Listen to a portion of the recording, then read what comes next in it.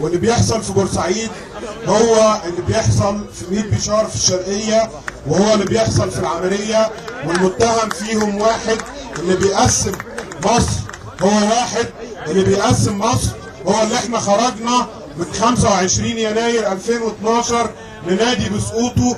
اللي بيقسم مصر هو المجلس الاعلى للقوات المسلحه اللي مهتم انه يفرقنا كلنا.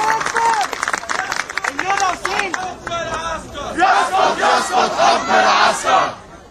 احنا النهارده هنا عشان نقول اللي بيحصل مع بورسعيد، واللي بيحصل في ميت بشار في الشرقيه، واللي بيحصل في العمليه ما بيعملش اي حاجه غير انه، واللي بيحصل في سينا، واللي بيحصل مع البدو، واللي بيحصل في النوبه ما بيعملش اي حاجه غير انه كل يوم بيزود جرائم المجلس العسكري.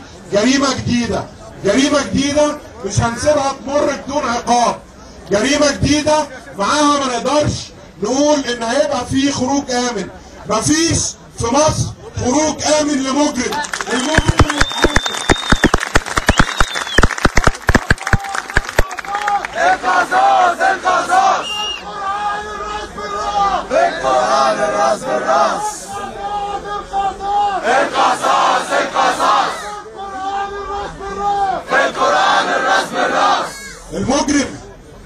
المجرم اللي قتل الناس في الاستاد هو نفس المجرم اللي طلع بعديها وقال انا مش فاهم المصريين ساكتين ليه. المجرم بالنسبه لنا معروف.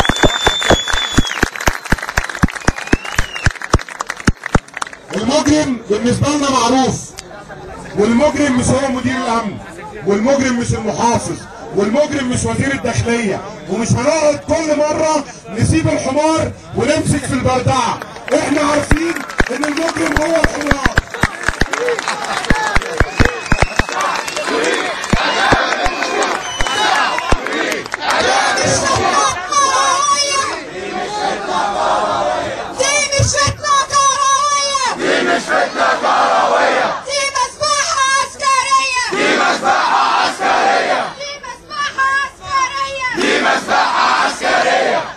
اللي بيحصل الحمار المشيط الضوء.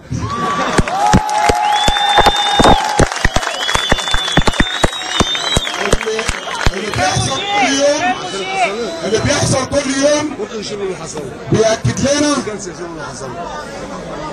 اللي بيحصل كل يوم بيأكد لنا ان احنا بيأكد لنا ان احنا قوتنا بتزيد.